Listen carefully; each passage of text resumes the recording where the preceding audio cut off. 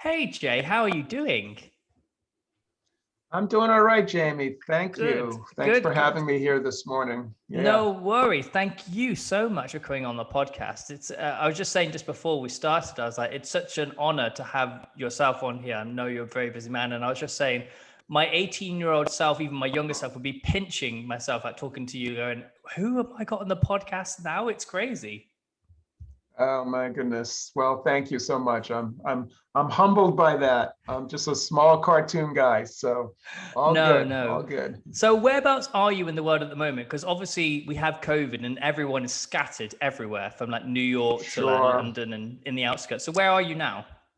So specifically Southern California, and Valencia, California is just north of LA. It's out by, for those who are familiar with the animation school Cal Arts, or the art school Cal Arts, not just animation, but and they call Valencia Awesome Town. So I'm not exactly sure where that came from, but I live in Awesome Town, so I'll take that. Awesome town. I love that. I love Yeah, that. yeah. That's great. So how long have you lived there now then? Have you been Are you anywhere? talking about Southern California or just Valencia specifically? Well, both. So Valencia, my family and I have been here since 2005. I grew up in Boston, went to school in New York, and then came out to LA, and now dating myself in 80, late 84. And for the most part, I've been a Southern California guy ever since, with a brief stop in Champaign, Illinois, where my wife went to school and was actually, she didn't go to school there. She actually was a professor there at the University of Illinois. During my career journey, I had my own company, so it allowed me to sort of commute from Champaign, Illinois to LA. So, And did you and did then you we did you guys meet there then in Champaign, Illinois? no, we met here in LA, and we had different lives, and then sort of reconnected, which was a wonderful story in and of itself. Um, but we came back to LA, where she's from originally. We enjoyed our time in the Midwest, but Mhm. she grew up sort of LA. I grew up in Boston. We're coastal people, so to speak. Yeah, So yeah. we headed back to LA. It was a little chilly in Illinois for us. That, So back to that's LA we came. Yeah. That's the thing though. Like I say to people, if like I know London is very, very different to LA in the way it all works, but like if London had the weather that LA would, I think everyone would just be in London. Yeah. And I just an addendum to that, though. I will say that, for those who are, without getting political here, debating climate change. I don't know. We have seen snow in LA this year. We have seen, a whole host of different weather patterns here. So what was once sort of like, hey, come to sunny Southern California, not as much as it used to be, I guess. So Yeah, which people. I'm fine with, which I'm fine with, because quite frankly, one of the things I miss about that sort of East Coast thing is the seasons: fall, a little bit of winter, a little bit of this, a little bit of that. So Well, we certainly have um, that a lot down in the yeah. UK. Well, especially in London and like down south in Devon way, where I'm at the moment. But it's just I love the sun. So for me to be in the old ways of LA, where it just was sunny all the time, that would be like my dream. I'm like, that's where I want to be. Well, there you go. There you go. But yeah, but climate change is real though. People need to take a moment and to realize that actually we're not where we think we need to be. We need to be doing more. Yeah, quite frankly, and even I sort of preface it just for the political correctness of it, saying, "Hey, I don't mean to get political, but I guess I do mean to be political.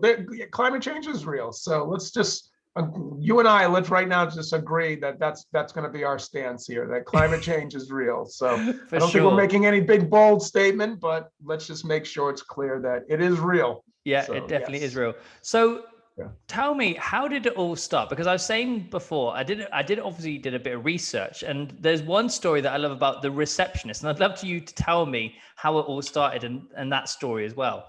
Well, so the question of how I got into animation often comes up. As you know, I do a lot of school outreach, and one of that typical student question is like, how did you get in? How did you break into the industry? Because that's what I'm trying to do. And I always, to a certain degree, have to hesitate a little bit, because I'm talking to kids now who are just trying to get into not just the animation industry, but the entertainment industry in general, which has always been competitive, but even more so now. I mean, Well, because of COVID as well. Like, I think a just lot of people are saying, these new graduates going, it's not the same world as what we went into. So how do they get into it now? right. But the premise is still the same. It's just like, how do I, I'm a writer, so what do I do? I'm an artist, what do I do? I want to get into production, what do I want to do? But it always sort of circles back to animation specifically and how I got in. So I always tell the story that when I came out to LA, I made a conscious decision to come out to LA versus New York, for part of the reason we just talked about. It was a little bit too cold in Syracuse where I went, and I was ready for some sun at that point. But I didn't know anything about LA. And quite frankly, I graduated with a TV film production degree, which, again, 1984, what we're talking about here, that was what the entertainment industry was. There was no internet, there was no game, industry. It was movies, and it was TV shows. And by the way, you know what else it wasn't? It wasn't like, oh, home video, home entertainment. Again, we reference the internet, we reference games.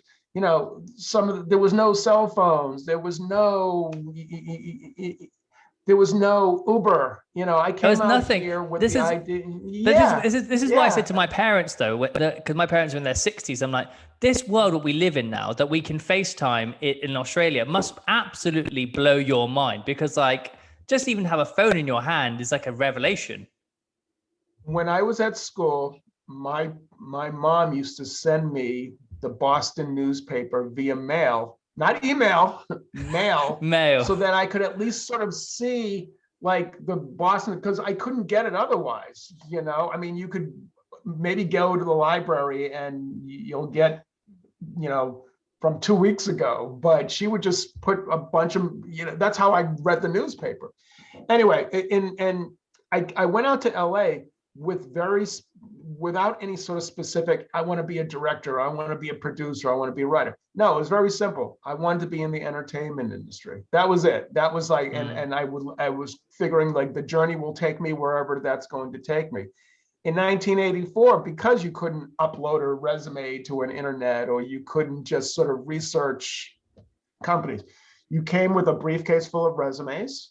You came with a book of addresses of places, companies you wanted to, put a resume to. And you also came with a physical map of the city you were in. But basically, yeah, because, part of this journey was I was incredibly naive, one might even say ignorant, of what LA was. I always say everything I knew about LA was what I learned from Beverly Hills Cop. Like, I didn't know anything about LA, and I just assumed, oh, a major city, got to be public transportation, subways, left and right. I've tried to walk. When I first went there, when I was 24, 25, I tried to walk from North Hollywood to West Hollywood. And I got to the dual carriageway thing, and then that took me an hour and a half, and I got there and I was like, there's nowhere left for me to walk, so I had to call an Uber. And for me, it was Wilshire Boulevard. I walked basically from ocean basically to downtown, thinking that's far. And at the time, everything was new and unique, so it wasn't. I didn't feel like, oh, this is a trudge. I was just so curious about everything. But I realized like how far Wilshire Boulevard goes. Anyway, Miles. all this sort of set up to me was just like, okay, well, then once I got out here and learned about that, I recognized that I didn't have a car. So buses and walking. I mean, that's really what I had to do. So there was one day where I was in Hollywood and I had my map. And, for those who are familiar with sort of the Southern California landscape, there's a San Fernando Valley, there is a town, city in it called Studio City. And I will tell you, it sounds ridiculous now, but back in that day, and I remember it like it was yesterday, Studio City, wow, there must be a lot of studios there, because why else would you call something Studio City? So I'm going to Studio City and let me see what I can find. So in 1984, if you were on a bus in Hollywood and you took that bus to go to Studio City, you go through what's called the Cahuenga Pass.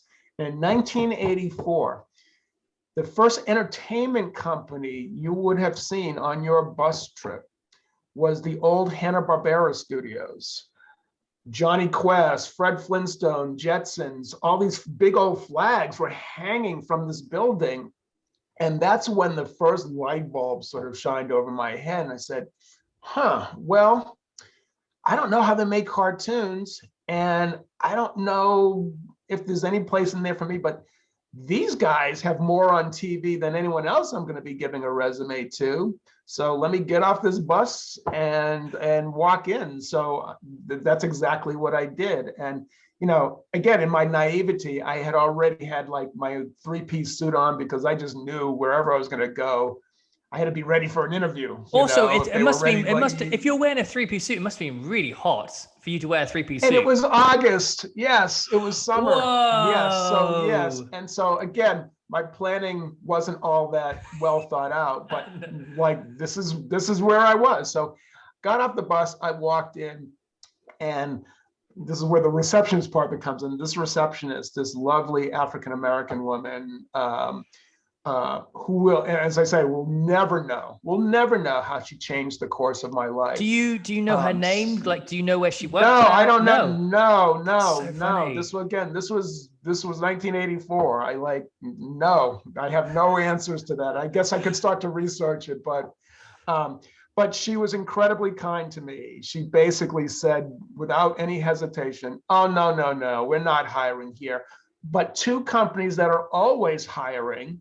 And she literally wrote out the names of these two small independent animation companies, and their addresses, of all things. She gave this to me. She assumed that I was looking for a job in animation.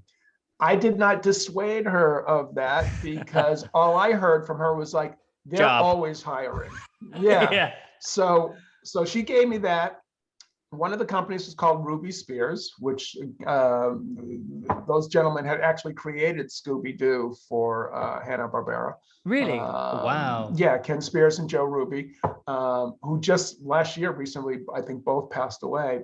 And the other one was a company called DiC, D-I-C. DiC was a company that created Inspector Gadget and Dennis the Menace cartoon and the Real Ghostbusters and the Alf cartoon. Wow. Legendary. So I couldn't find Ruby Spears for some reason, but I did find DiC.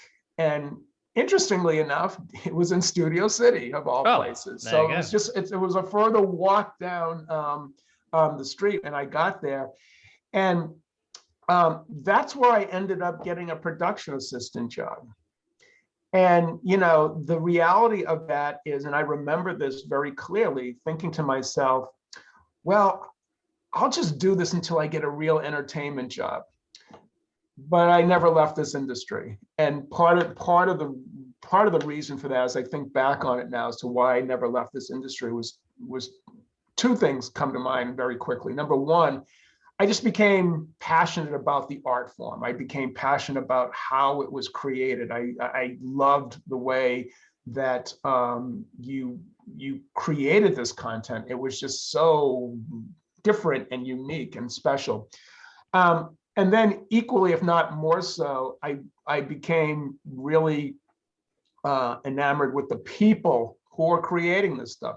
The fact of the matter is that the one sort of connection that I've had throughout my whole career as to why I've stayed in the animation industry is because, generally speaking, most people in animation are dedicated, talented, skilled artisans, and just have great imagination and what have you, and passion and care for what they do.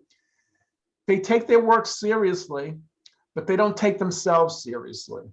And I think that's the thing that most connected me to them and this industry, because animation in and of itself is such a collaborative process that you have to enjoy the people you're working with. You have to. There's no way around it. Now, that doesn't mean everyone's best friends, and that doesn't mean that there aren't some egos involved. I mean, I think, that comes with any sort of position. But generally speaking, I've stayed in this industry at different studios, had my own company, different jobs.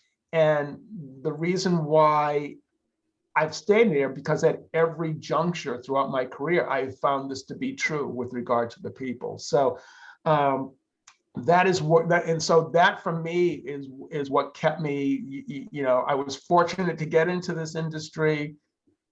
It gave me everything that I would want in terms of a career, in terms of the creative juices that I have, the enjoying what I do, and working with people that I enjoy being with.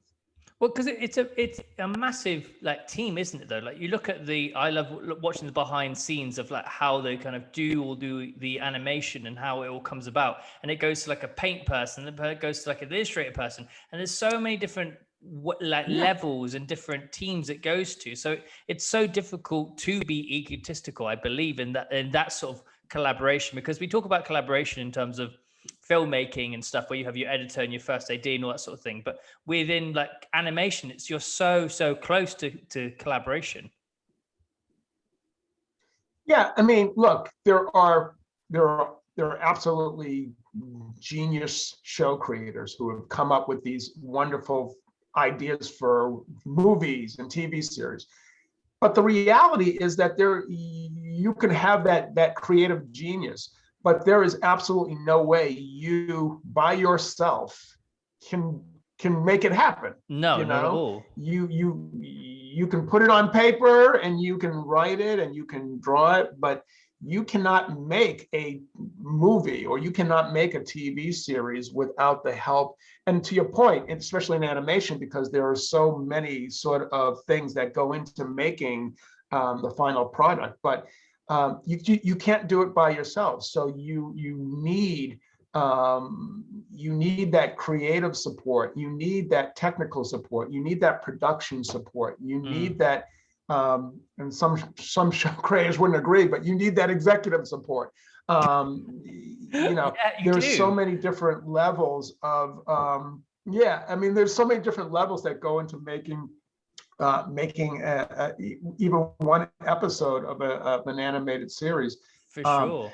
But it's all collaborative, because the reality is that, hey, this person can't do their thing until you finish your thing, So from an artist standpoint, it's not just about being good at your job. You have to be good and fast, and you have to be able to hit deadlines, because if you do not, it's as if you've done nothing, because everything stops. Yeah, it's a chain of command sort of thing. Everyone's waiting for someone to finish their job to then do the next thing. Absolutely.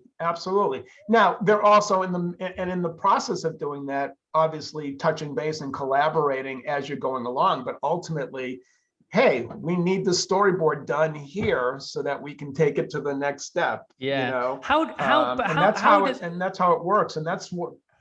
I was going to say, how does it work though with someone coming? Because obviously, you have these iconic characters for animation, like Mickey the Mouse and Donald Duck and stuff. Where does it start with when you come up with an iconic character like that for a show creator? Where does it come from? Well, if you're talking about already created characters, we did a series of we brought Mickey Mouse back to being a character and in part of a show versus just the corporate icon, right? Yeah. But there's challenges with that, because the reality is that it's the obviously Mickey Mouse has been established as a character in terms of what the personality is of Mickey Mouse as a character, not as the corporate icon. And you want to stay true and consistent to that, but it also needs to be contemporary. So that's a gigantic challenge. And can you imagine being the person responsible for bringing Mickey Mouse back to life? And too much pressure. And so it's a lot of pressure, and you have to be really careful with that. So again, above my grade pay level. I mean, that's not what I do, but that's where the creative genius comes into play. Paul Rudish was the gentleman who sort of took on that challenge and did a remarkable job in sort of bringing Mickey, the character, back to life in a way that it best represents what Walt's original thought process was in terms of the personality character, but gave Mickey a very contemporary sort of vibe and feel, while staying consistent to the character's original personality. And that's not always easy. When you're talking about more original development, like new characters that somebody's coming in to create, I mean, I think you have to sort of look at it from the standpoint of recognizing what the company's brand is. So if you're pitching a show to Disney, you have to remember, when you look at our shows, you have to sort of think about, will my show fit in between those shows? Would it make sense for that to be in that? Like, you wouldn't have Amphibia and then an anime show and then Big City Greens, So if someone's trying to pitch an anime show, it could be the best anime show ever, but hey, that's not really our brand, and that's not what we're doing. So when you're pitching a show to our development team, you have to sort of be thinking in terms of what the Disney brand is: grounded characters with aspiration, likable characters on a journey. It doesn't mean everything has to fit, and you can tell by looking at our shows, very eclectic looks to the shows and styles and themes and what have you. But there is a consistency there, and there's a consistency of, first and foremost in the kids space, the show always being driven by a kid character. You would never have an adult lead in our shows that we're creating specifically for Disney Channel or Disney Junior. It's always coming from that kid perspective. But it's also a kid, that, you're drawing out the emotional and social learnings while doing great, and humor with heart is really, in comedy with heart is really what, if I wanted to paint one picture of what our brand is, it's comedy with heart and sincerity. So yeah.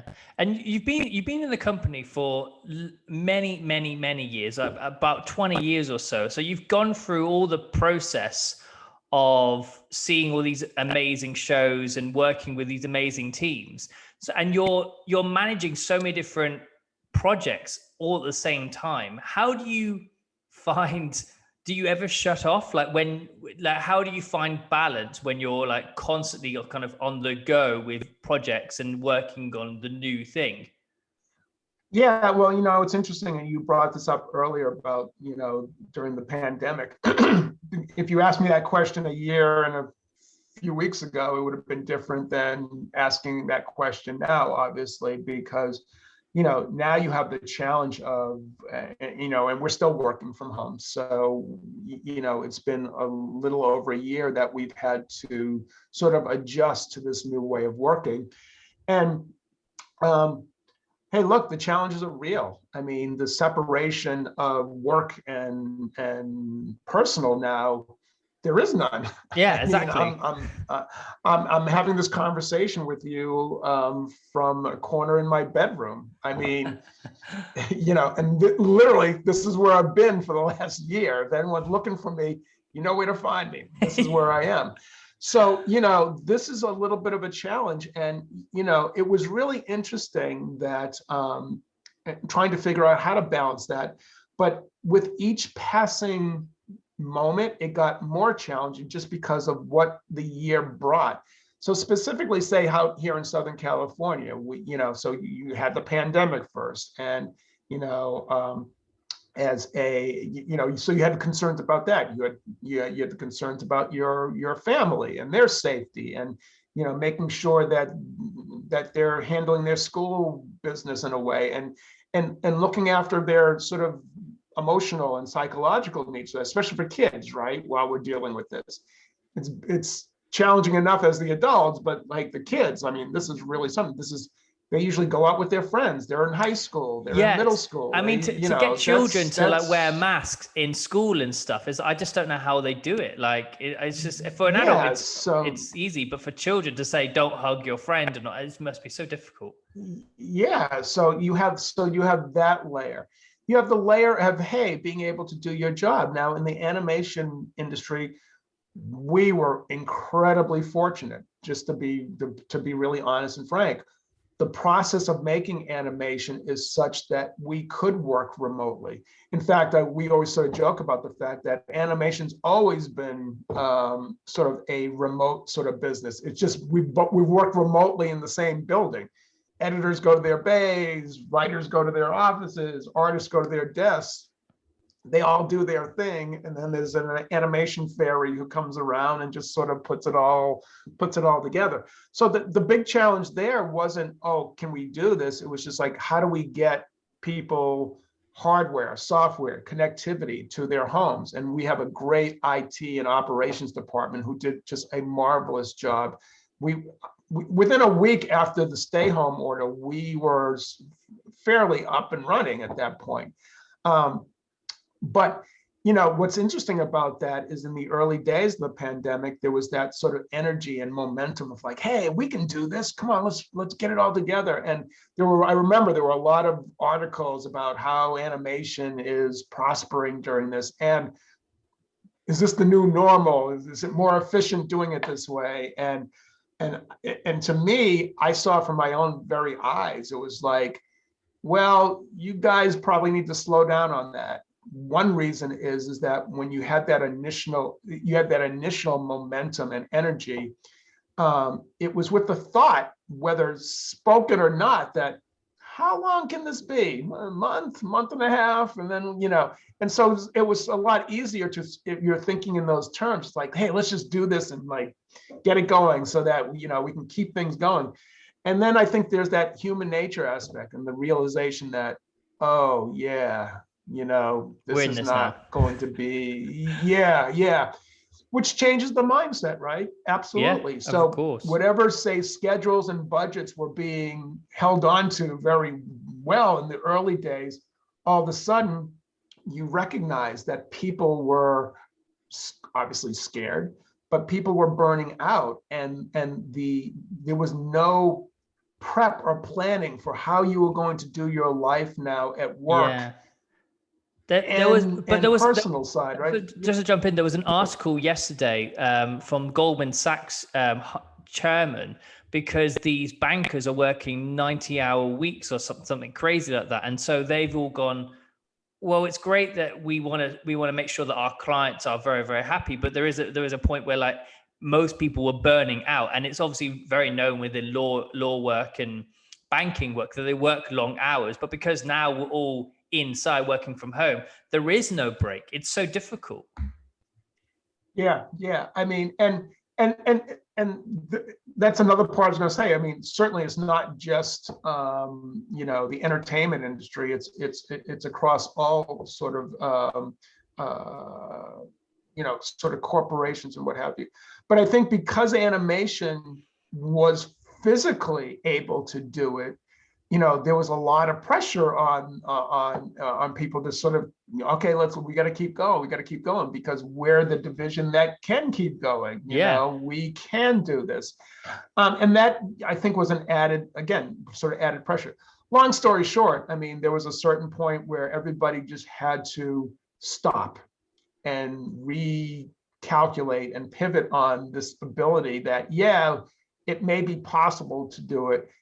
Is it the right thing to do the way we're doing it? And I think there was a recognition that we have to build in new breaks now. We have to sort of stretch out things. We have to make sure that people are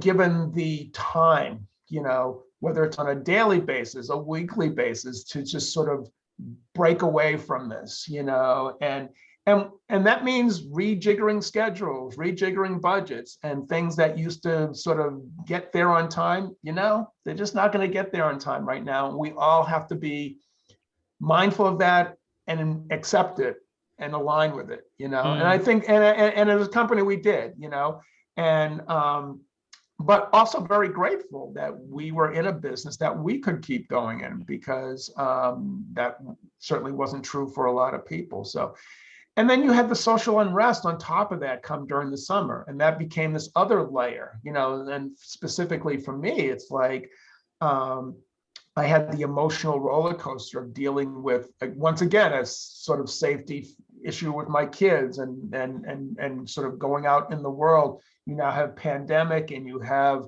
the social unrest, and there's just a lot of stuff going on right now. And again, the emotional and the psychological toll. You were already sort of in this sort of isolated, almost isolated environment, and now this big thing happens during the summer, and you feel even more isolated, because this is the time that people most need to come together, to sort of cling to each other, and people weren't able to do that. And it's also like, because of your role as well, like you are also kind of going through emotion, what's going on with your family and stuff, but then also loads of people look up to you as well. So being one of the leaders as well kind of alters your role, not just to be, of course, you have to think about kind of people's mental health beforehand, but it's even more so now you're more kind of a people's director as well, like making sure everyone feels okay and also is mentally okay to do their work. Right, which, as you might imagine, is incredibly challenging and incredibly just, I mean, the summer to me is a little bit of a blur because of that, because you had this sort of sense of, okay, I have to sort of be in a position where I'm coming to work, to your point, as somebody who is a leader. But even my position, part of when we start to sort of deal with the internal aspects of how these events impacted what people now were empowered to say about their own truths, about their work situation, the culture at different companies and studios and whatnot. It sort of opened this Pandora box, right? So you had now conflicting sort of things like, I feel like that a little bit, but at the same time, I'm representing, others who are looking up to me to sort of ask me these questions. And, I think the reality for a lot of people is that they were just, I was going to say day to day. It was more than that. It was an hour to hour. Like your emotions went up and down hour to hour based on what was in the news now, what I had to do now work-wise. Oh, my kids needed to get, we needed to figure out how to get groceries now, or we got to still get kids exercise. How do we do that? All of these things played one on top of each other, literally hour to hour. So, I mean, and truth be told, that we're still in the storm. The recent hate crimes against Asians. I mean, it just puts you back into that space of listening sessions. We had a lot of listening sessions at our company, and we're doing the same thing now. And it's a recognition that, and part of my job in my role has always been to remind everybody, whether it's senior leaders or creative leaders or anybody who will listen to me, that there's still an urgency here. Yeah, there may have not been the same intensity from the summer, but just because CNN is not broadcasting the protests anymore doesn't mean that they're not still happening. Exactly. Yeah. And so it was sort of a reminder of the promises that were made during the summer about how things are going to change, still have to be upheld. I was fortunate that our senior leadership in my division, they had a sincere want to make changes, and promises were made and promises have been kept. Look, there's been missteps, sure, because there's no playbook for any of us on this, and I am by no means, just based on the color of my skin, any sort of DEI expert. I always had a passion for making sure that both within the studio there was equity and inclusion for all, and my priority of doing talent outreach, which at the time when I took over this expanded role was my focus, going out to schools, looking for new talent that hadn't been on our radar before.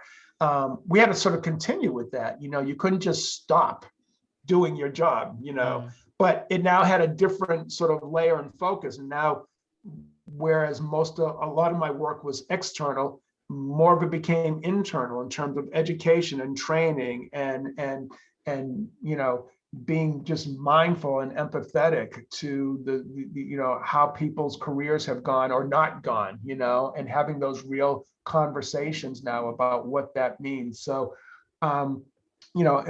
it's one of those things where, you look back on 2020 and you'll say that was, one of the worst years. It was the pandemic. It was the political strife. It was the social unrest. In Southern California, we had wildfires burning around us.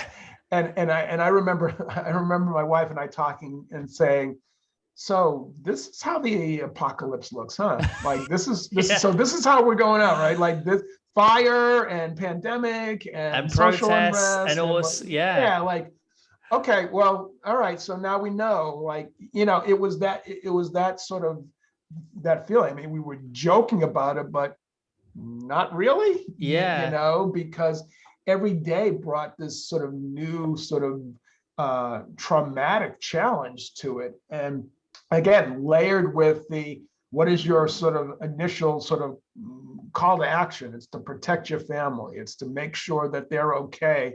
Oh, and by the way, you still have this job you have to do because you're lucky you have a job, so you got to make sure that you still can do that job. So last year I got to a point where I was saying, oh yeah, I just can't wait till we get to the new year so we can forget about this year. And then I changed my point of view on this. Like, no, we should never forget, as much as we might want to, we should never forget 2020, because these things that happen could happen again if we're not careful. And even looking at what's happening, the shootings in Atlanta with our Asian, with the Asian community, it's like, it's kind of happening again. This is not over.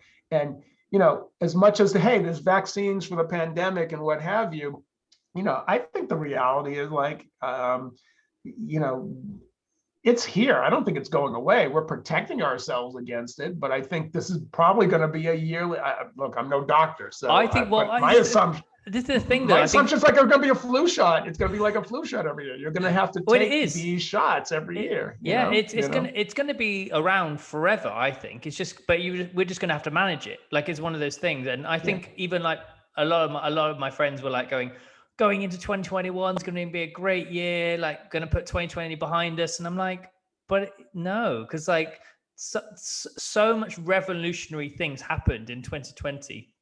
That has moved us forward socially and culturally, but also too, a virus like this doesn't go away in a year. Like there's not facts. There's theories that we potentially might be having mass for the next couple of years, just in case. And it's just like, well, that's what's going to happen. That's what's going to happen, because viruses like this don't don't go away. It will always be around in the world somewhere, but it will just be having vaccinations just to kind of protect ourselves, but just we'll manage it a bit better. Yeah. So, but that's what, it's interesting that even after the holiday break and coming back and sort of looking at that sort of sensibility of, hey, 2021, like, hey, and you move right into like January 6th, the Capitol insurrection. And it was one of those things where it's like, man. So it was one of those things where I said, well, look, let's not blame 2021 on that. This was 2020 residue. So we still have to give 2021 a break here. And try to look at things glass half full. And that's really what, we've all tried to do, in going forward, because, what's the alternative? A life of just sort of always negative, always having to deal with the negative, and and so and it's hard, we all sort of know. And again, I think we're all still in a position where because we're still at home, as much as there might be that light at the end of the tunnel right now as we speak, we're still at home. We're still challenged by that. We're still wearing, as we should be, still wearing masks, still,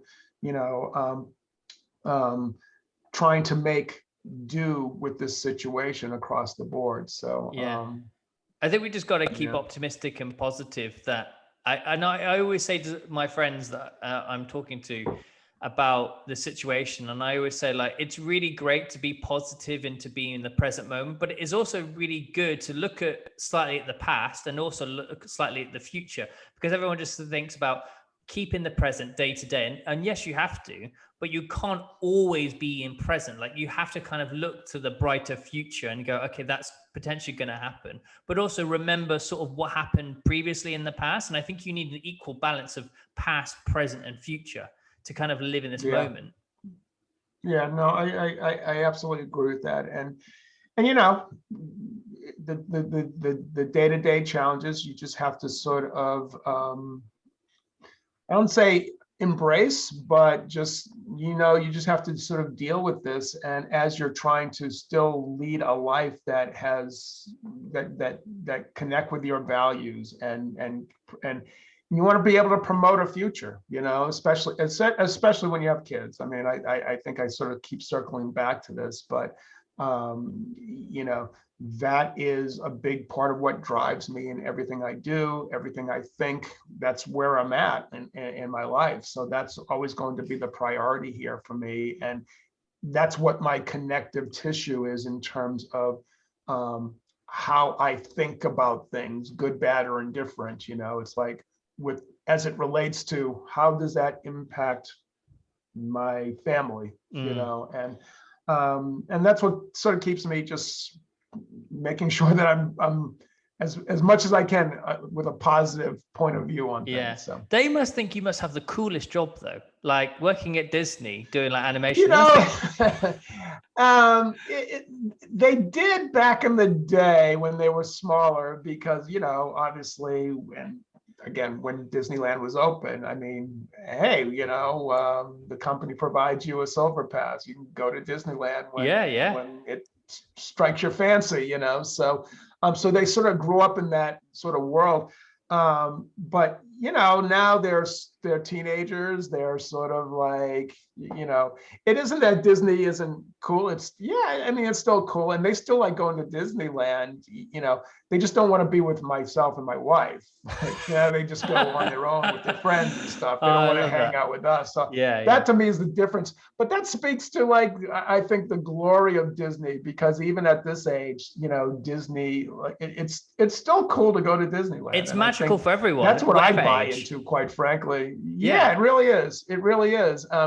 You always think, because we live out here where there's a Six Flags. It's a theme park, Magic Mountain. Six Flags, amusement park.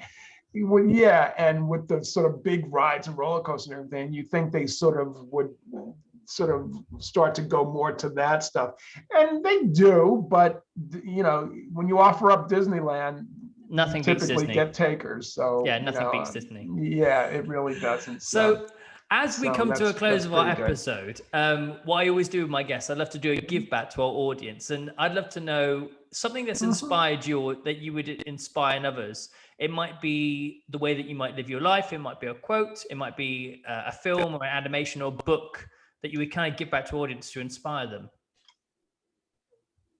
Well, so the book that has most sort of inspired me was the autobiography of Malcolm X. And I still sort of embrace that book as something that really just helped me focus in terms of who I am as a person. But I think the one leave behind here is to, because oftentimes I get asked about sort of leadership qualities and what have you, and it's really easy. Lead by example, lead with grace, and always, always, always be empathetic. Empathy is such an important part of who everybody should be now, because if you can be empathetic, then truly, sincerely empathetic, then it sounds Pollyanna-ish, but the ills of this world could go away very quickly if you just always try to put yourself in the other person's shoes, and that's just a reminder that I try to,